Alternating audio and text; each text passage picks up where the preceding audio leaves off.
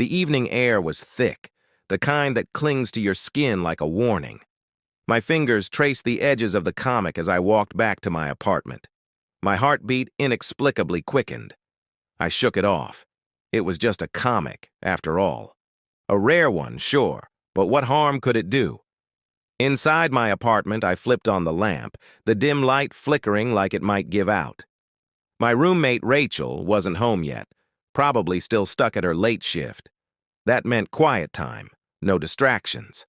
I sat on the couch, the comic trembling slightly in my grip. I laughed at myself, whispering, "Get it together. It's just a book." But the moment I opened it, the air seemed to shift. The first page wasn't printed like I expected.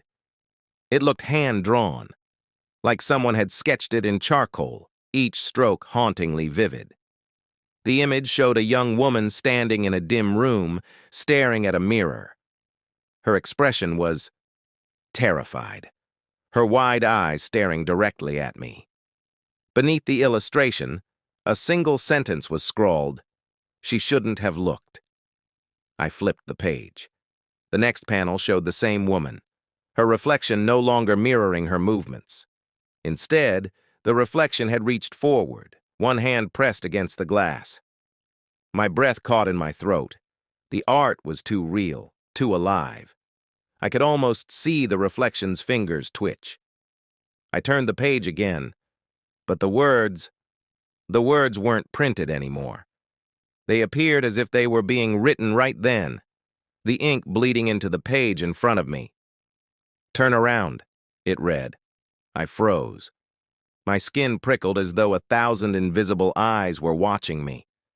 Slowly, I lifted my gaze. The room behind me was empty, but the mirror on the far wall, it wasn't. A shadow moved within it. I slammed the comic shut, my heart pounding in my chest. The room felt colder, the air heavier, as though something had been released into it. I threw the comic onto the coffee table, breathing hard. "This is stupid," I muttered, trying to laugh, trying to shake off the unease clawing at my spine. The laugh died in my throat when the lamp flickered off. For a long moment, I sat there in the dark, the only sound my own shallow breathing. Then came the faintest rustle, like pages turning. My head snapped to the coffee table. The comic was open again, though I hadn't touched it. I swallowed hard and reached for my phone, fumbling to call Rachel. My fingers shook as I hit her name in my contacts. The phone rang once, twice. Then finally she picked up. "Hey," she said, her voice tinny and distant. "What's up?" "Rachel," I whispered, "are you almost home?" There was a pause, and when she spoke again, her voice sounded wrong, like it wasn't quite her. "I'm already here," she said. The line went dead. I stared at my phone, my pulse racing. That wasn't Rachel. I knew it wasn't. But then I heard footsteps, soft, deliberate, coming from her bedroom down the hall. I stood slowly, every nerve in my body screaming at me to run, to get out, but my feet carried me toward the sound. The hallway stretched longer than it should have, the shadows twisting in ways that made my stomach churn. "Rachel?" I called, my voice barely audible. The footsteps stopped. I reached her bedroom door, the wood warped and splintered like it had aged 100 years overnight. I pushed it open, the hinges groaning in protest. The room was empty, but the mirror on her dresser wasn't.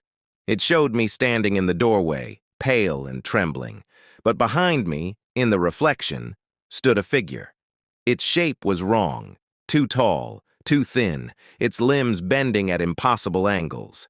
Its face, it didn't have one, just smooth, featureless skin where eyes and a mouth should have been. I spun around, but the hallway was empty. When I turned back to the mirror, the figure was closer, its long, spindly fingers reaching toward the glass. I stumbled back, tripping over my own feet, and landed hard on the floor. The comic fell open beside me, its pages fluttering though there was no breeze. The drawings had changed. They showed me, lying on the floor, the faceless figure standing over me.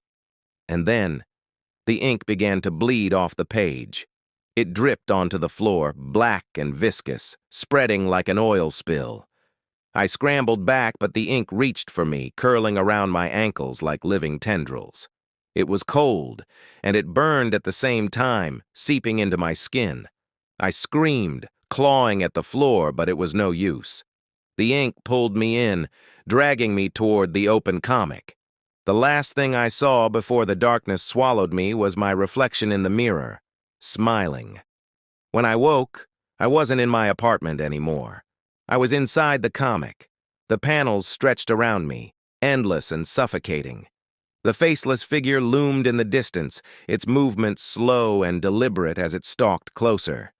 The walls of my new prison were ink, shifting and pulsing like something alive. I ran, but there was nowhere to go.